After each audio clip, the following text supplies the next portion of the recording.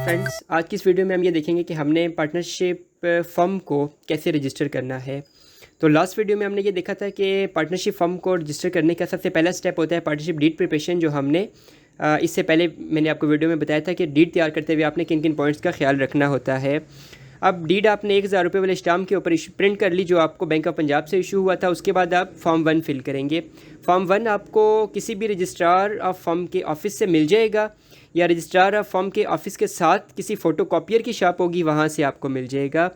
जो Islamabad deputy commissioner की website है ICT पे आप जाएंगे, वहाँ पे रजिस्ट्रार ऑफ फर्म का एक ऑप्शन आएगा, उसके बीच में भी फॉर्म 1 मौजूद है। फॉर्म 1 को आप फिलअप करेंगे। फॉर्म 1 को फिल करना कोई मुश्किल काम नहीं है। उसके बीच में सिर्फ आपने ये लिखना होता है कि पार्टनर के नाम क्या है, उनके एड्रेसेस क्या है, उनका CNIC क्या है, और हर पार्टनर की तरफ से एक विटनेस जो होगा वो फॉर्म 1 में आप लिख देंगे। उसके बाद आपको एक चलान मिलेगा। आम चलान होता है जो आपको किसी भी शॉप से बहुत इजीली मिल जाता है। ये कुचहरी में जो शॉप्स हैं वहाँ पे भी अवेलेबल होता है। और इसके अलावा जो है वो सिंपल आप नेशनल बैंक की वेबसाइट के ऊपर जाएंगे, वहाँ पे आपको एक एम्प्टी चलान मिलेगा, या नेशनल बैंक में चले जाएंगे, वहाँ पे आपको एम्प्टी चलान मिलेगा, जिसके बीच में ये मेंशन होता है कि आपने कौन से हेड में फ़ीस जमा करवानी है।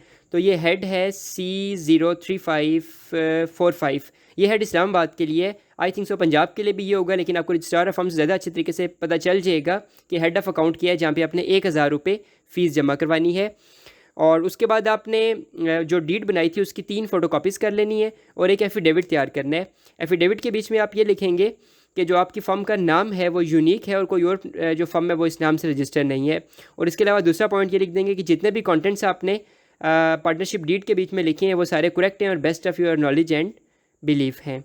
उसके बाद आपने जो आपका रेंट एग्रीमेंट है या ऑनरशिप का प्रूफ है, अगर आप जो ऑफिस है आपको उसमें अगर आप ऑनर हैं तो आप जो है रजिस्ट्री कॉपी ले लेंगे, और अगर आप रेंट पे रह रहे हैं तो रेंटल एग्रीमेंट, इलेक्ट्रिसिटी बिल।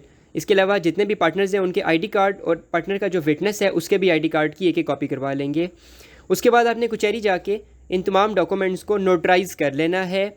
नोटराइज़ आप कौन कौन से डॉक्यूमेंट्स को करेंगे? पार्टनरशिप डीड को। लेकिन याद रखें कि नोटराइज़ करवाने से पहले आपने पार्टनरशिप डीड के ऊपर तमाम पार्टनर्स के साइन और विटनेसेस के साइन फॉर्म 1 के ऊपर और इसके अलावा पार्टनरशिप डीड के ऊपर ले लेने हैं। नोटराइज कौन कौन से डॉक्यूमेंट्स होंगे? Partnership deed, rent agreement, electricity bill, ID card तमाम पार्टनर्स के, और इसके अलावा कंटेंट्स के करेक्ट होने का जो आपने एफिडेविट बनवाया था उसको भी आप नोटराइज़ करवा लेंगे।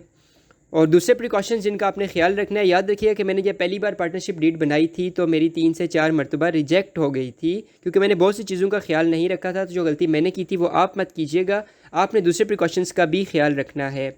वो प्रिकॉशंस कौन से हैं कि आपकी जो फर्म का ऑफिस है वो कमर्शियल एरिया में होना चाहिए। जो पार्टनरशिप डीड आपने लिखी है उसके बीच में किसी किस्म की कोई भी कटिंग नहीं होनी चाहिए। अगर कटिंग एक जगह पे गलती से भी आपकी हो गई है तो आप पार्टनर्स के साइन ले लें। और इसके अलावा डीड के बीच में मैंने जितने भी मेंशन पॉइंट पिछली वीडियो में बताए थे कि डीड में आपने कौन कौन सी बातों का ख्याल रखना है वो आप रखेंगे।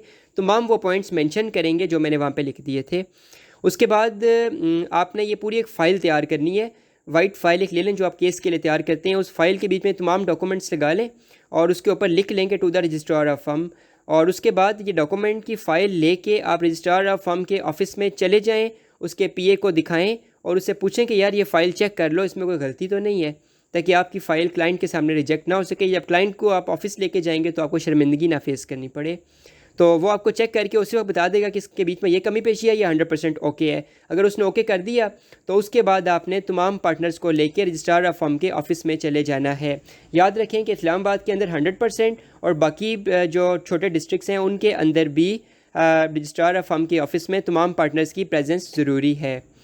और उसके बाद ये इसमें ख्याल रखिएगा कि आपके जो पार्टनर्स हैं या विटनेसेस हैं उनका ID कार्ड एक्सपायर नहीं होना चाहिए। उनके ID कार्ड की एक्सपायरी डेट आप चेक कर लें लेके जाने से पहले। कि कोई भी ID कार्ड एक्सपायर होता है तो आपकी डेट एक्सेप्ट नहीं होगी। इसके अलावा आपने ये ख्याल रखना है कि जितने भी आपके पार्टनर्स हैं उन सब का NTN लाजमी होना चाहिए। अगर आप NTN नहीं बनाएंगे तो जब आप बाद में बैंक अकाउंट ओपन करवाने जाएंगे या फिर आप अपनी फर्म का NTN बनवाने जाएंगे तो आपका NTN नहीं बन पाएगा, क्योंकि आपने पहले पार्टनर्स का NTN बनाना है। और NTN कैसे बनाते हैं ये मेरे ट्यूटोरियल की फर्स्ट वीडियो में आप देख लें, सेकंड वीडियो में उसमें मैंने बताया हुआ है कि कौन कौन सी इन्फॉर्मेशन रिक्वायर्ड है और कैसे NTN बनता है। और अगर कोई फर्म कोई टेक्निकल सर्विस दे रही है लाइक इंजीनियरिंग या फिर इंजीनियरिंग से रिलेटेड कोई भी चीज़, तो आपकी फर्म के अंदर एक आध पार्टनर लाजमी इंजीनियर होना चाहिए।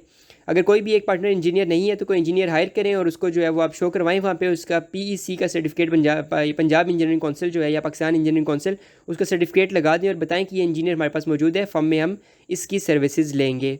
और अगर आप कोई और टेक्निकल सर्विस दे रहे हैं लाइक माइनिंग वगैरह, तो आपको उसके रेलिवेंट डिपार्टमेंट से जो परमिशन होती है ये लेना भी नेसेसरी है।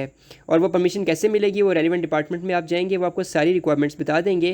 आप एक एडवोकेट हैं तो एडवोकेट की तरह ही बिहेव करें, कहीं भी आपको जाने की ज़रूरत पड़े तो बड़े आराम सुकून से आप वहाँ चले जाओ, जाके जो भी इन्फॉर्मेशन आपकी रिक्वायर्ड है वो आप ले लें। अभी जो सीक्रेट इन्फॉर्मेशन डिस्क्लोजर एक्ट आया था उसमें ये बड़ा क्लियर बताया गया था कि कोई भी लॉयर या कोई भी आदमी जब किसी ऐसी इन्फॉर्मेशन को लेने की कोशिश करता है कि वो पब्लिक से रिलेटेड है तो अथॉरिटी पाबंद है कि वो इन्फॉर्मेशन उसको प्रोवाइड करेगी। आल्दो आप अपने क्लाइंट को रिप्रेजेंट कर रहे हैं लेकिन कोई भी इन्फॉर्मेशन आपको चाहिए तो आपको रेलिवेंट अदारे से बहुत आसानी से मिल जाएगी। उसके बाद वो फाइल सबमिट करवा देंगे, तमाम पार्टनर्स को अपीयर करवाएंगे। जब तमाम पार्टनर्स अपीयर हो जाएंगे तो आपको within 7 to 10 days certificate of incorporation मिल जाएगा। और सर्टिफिकेट ऑफ इनकॉर्पोरेशन और इसके अलावा जो अबव मेंशन तमाम डॉक्यूमेंट्स हैं जिनके बीच में डीड शामिल थी, बिजली का बिल था और वगैरह वगैरह मैंने ऊपर मेंशन कर दिए हैं, उन डॉक्यूमेंट्स के साथ आपने अपने नियर बाय FBR में जाना है। लाइक अगर इस्लामाबाद के अंदर फॉर्म है तो आपने RTO इस्लामाबाद में जाना है, रावलपिंडी में है तो RTO रावलपिंडी में जाना है, सियालकोट में है तो RTO सियालकोट में, लाहौर में है तो RTO लाहौर में जाएंगे। RTO लाहौर में जब आप जाएंगे तो लोकल रीजनल ऑफिसर से मिलेंगे। लोकल रीजनल ऑफिसर आपको एक ईमेल देगा, उस ईमेल पे आपने तमाम डॉक्यूमेंट्स की तस्वीर सेंड कर देनी है और जब तस्वीर आप सेंड कर देंगे तो उसके बाद आपको आपकी फॉर्म का NTN जारी हो जाएगा। और जब आपको आपकी फॉर्म का NTN जारी हो जाएगा तो उसके बाद आप 100% आज़ाद हैं कि अभी आप जो है वो आप अपना बिज़नेस करें, लेकिन बिज़नेस से पहले आपने बैंक अकाउंट भी ओपन करवा लेना है। जब बैंक अकाउंट आपका ओपन हो जाएगा उसके बाद आप रेगुलर बिज़नेस करेंगे और हर साल सितंबर के महीने में अपने तमाम पार्टनर्स का और अपनी फर्म का जो इनकम टैक्स रिटर्न है वो सबमिट करवाएंगे। हर साल अगस्त, सितंबर, अक्टूबर इन 3 महीनों में अपने तमाम पार्टनर्स का और AOP का टैक्स रिटर्न जो है वो आप जमा करवा दिया करेंगे। तो ये पूरा प्रोसेस है एक फॉर्म को रजिस्टर करने का। इसके अलावा कोई भी इंफॉर्मेशन आप लेना चाहते हैं तो नीचे कमेंट में ज़रूर लिखिएगा और किसी किस्म की कोई भी मज़ीद मालूमात या मज़ीद टॉपिक जिससे रिलेटेड आपको मालूमात चाहिए तो वो भी आप नीचे कमेंट बॉक्स में लिखते हैं ताकि मैं उस तरह की वीडियो भी आपके लिए बना सकूँ। अपना ख्याल रखिएगा। अल्लाह हाफ़िज़।